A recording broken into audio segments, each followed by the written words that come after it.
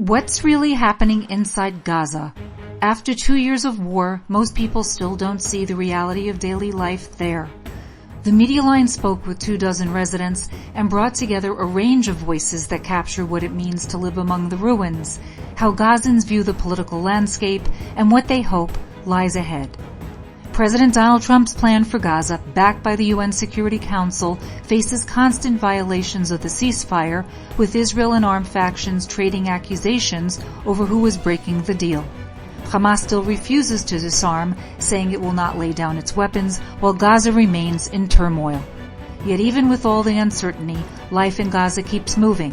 One powerful sign of that resilience is the reopening of Al-Azhar University, where thousands of young people are trying to reclaim their future. Today marks the first day of welcoming new students back into the main building of Al-Azhar University in Gaza.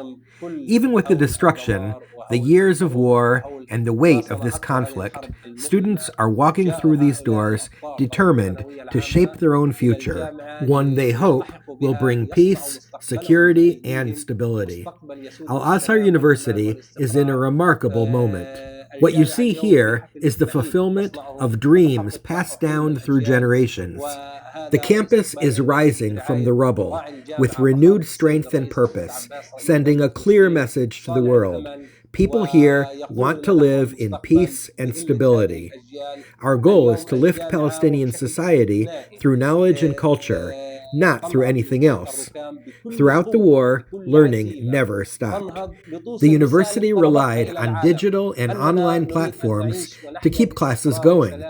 Now, staff and students are working hard to return to in-person teaching, to show that even under the toughest conditions, nothing is impossible.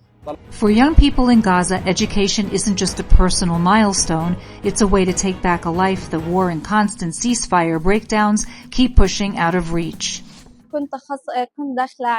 I finished high school through the Egyptian curriculum, just 3 of us studying together. For 2 years we lived through war, displacement, and financial pressure. We didn't have books or notebooks. 2 of us focused on science and 1 studied literature. I depended on private lessons, but some days my mother was too afraid to let me leave the house because of what was happening outside. Life in the tents around us was extremely difficult. Walking into the university for the first time felt unreal.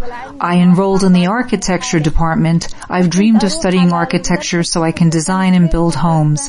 Gaza is in ruins, and I want to be part of rebuilding it.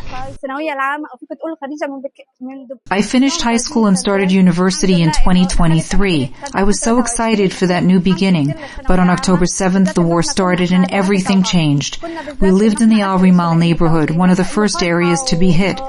We were displaced right away. Even with the destruction, the hunger, and having no safe place to stay, I kept studying. The internet was weak or completely down, so I would walk long distances just to find a signal and to keep up with my classes.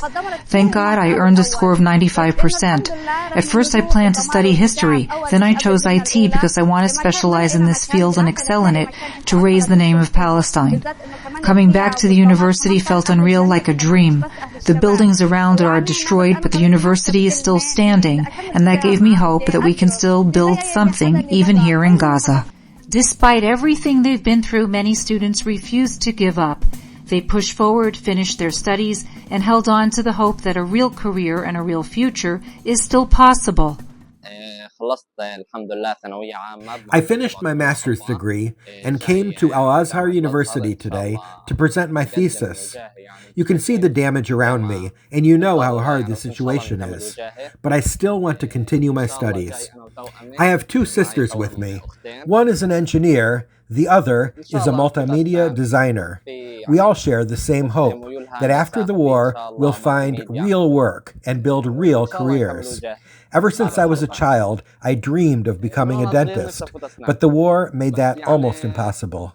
We saw doctors arrested, clinics destroyed, even the university hit. There was a moment when I started looking for a passport, thinking about going to Egypt to continue my studies. I searched for scholarships and ways to leave. But when the university here welcomed me back and encouraged me to register again, something changed. I felt hopeful. I told myself, as a dental student, maybe I can still build a future here, close to my family, close to my friends, if we work hard and the situation improves. From classrooms to politics, opinions are growing more divided. Some Gazans see the current ceasefire deal as fragile and unfair, while others believe it's the only thing preventing another wave of destruction. What happened is simple. People were never given answers. The negotiators didn't explain what was agreed to, why certain conditions were accepted, and what the next steps would be. People feel completely in the dark. We end up hearing more from Israeli media than from our own representatives. We watch channels like Khan and follow analysts like Hassan Abu Zaid just to understand what's happening today and what might happen tomorrow. I think the ceasefire will hold for a while. From my perspective, Netanyahu and his party gained more politically from this war than they lost. Israel, though, has paid a heavy price in the eyes of the world, and many here believe that's because of the steadfastness and sacrifices of the Palestinian people. And even when the war ends, it won't come without a cost. It will likely be presented as an Israeli victory, and that burden will fall on Gazans. And if there's no real political solution after that, we could easily find ourselves in the same cycle all over again.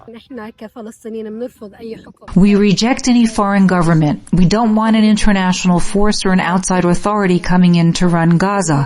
What people here want is a Palestinian government that brings all factions together and serves the interest of Palestinians, not a structure that advances foreign agendas, especially Israel's.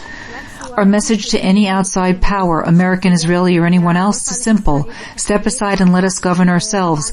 Let us reorganize our institutions, rebuild our communities, and manage our own affairs. If a new Palestinian government takes shape and it fails, the people can replace it. We've proven our resilience. With determination, we can change our reality. We don't need a foreign ruler. What we need is support for reconstruction while we take responsibility for our own future. But a few voices say a different approach could work. An internationally backed arrangement involving the Palestinian Authority to restore order and rebuild institutions. It's a vision that in some ways lines up with parts of the Trump plan. The Gaza Strip is facing an enormous challenge. At this point, the Palestinian Authority can't handle reconstruction on its own, and neither can any single Arab nation, or even the Gulf states. The destruction is simply too massive. Rebuilding Gaza will require the entire international community. Housing, infrastructure, hospitals, and even medical treatment abroad, in Europe, the US, Australia, and elsewhere, all of this demands global support, not the resources from one country or one organization. When it comes to governing Gaza, the Palestinian Authority will have a role, but for now, it's more of a supporting one. Nearly 20 years of separation between Gaza and the West Bank created complicated political and security realities. Restoring functional state institutions will take international involvement alongside the PA.